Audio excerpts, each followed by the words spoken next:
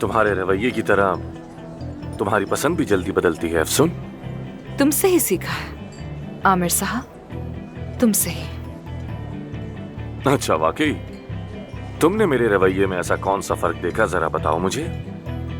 एक दिन तुम प्यार से बात करते हो और अगले ही दिन तुम्हारा दिल और रवैया ऐसा हो जाता है जैसे तुम पत्थर के बने हो, मुझे जानते ही नहीं। ऐसे रंग बदलते हो तुम आमिर।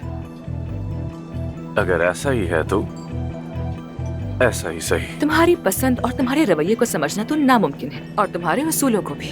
बहुत कंफ्यूजन है। मसलन मैं समझ नहीं पाई कि तुम्हें कैसी लड़कियां पसंद है, यानी आखिर मेयार क्या है तुम्हारा। तुमने तो कहा था कि एक बार जिससे मिलते हो दोबारा उसको डेट नहीं करते, लेकिन एक लड़की को तो बार बार तुमसे मिलते हुए देख रही हूँ मैं।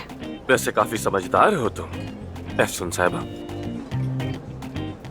अगर तुम दोनों को अकेले में बात करनी हो तो मैं चला जाता हूँ। नहीं अली,